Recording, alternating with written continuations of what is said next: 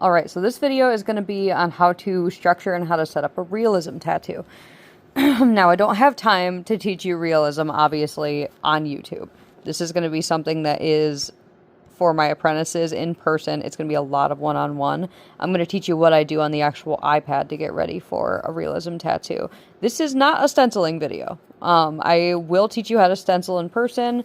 If you forget about it, I will teach you again. I don't have the time to make a video that long. I really don't. I'm too in-depth about it.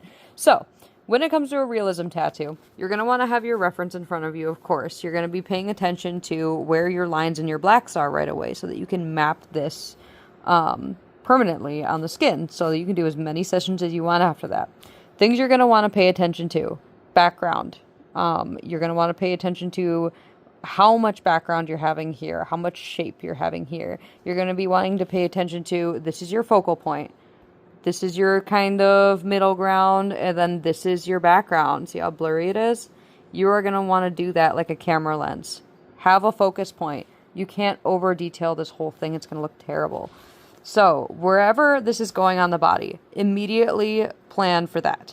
Obviously, if you're doing a shape like this, you're going to have a round point at the top. You're going to have a skinny point at the bottom.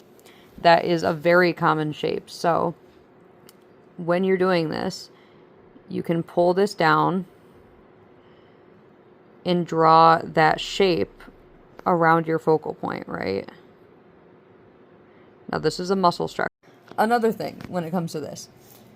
So when I'm actually pouring my inks out, I don't pour all of my gray wash or whitewash right away. That's a very expensive mistake to make because a lot of clients will tap out after the lines and blacks. It's very traumatic to the skin, if not the most traumatic part to the skin.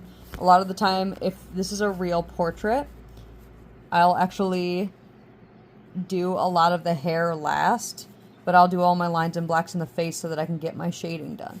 At this point, yes, I will pour some of my shades, but if it's a portrait that's a smaller one, like this, I'll do all of my blacks first, and if they're still okay at that point, then I'll pour all of my gray wash or whitewash afterward. Even I wait until the end of the end to pour my white so that I don't waste it, because people really do tap out quite a bit. And you want to make sure that you are taking your absolute time. Don't rush it. Never ever rush realism, or you're going to have just the worst product. So absolutely take your time on it. Make sure that you're pouring your inks and keeping shape in mind. Make sure you're keeping those values in mind. Make sure you're keeping foreground, middle ground, and background in mind. And that is how I set up for realism.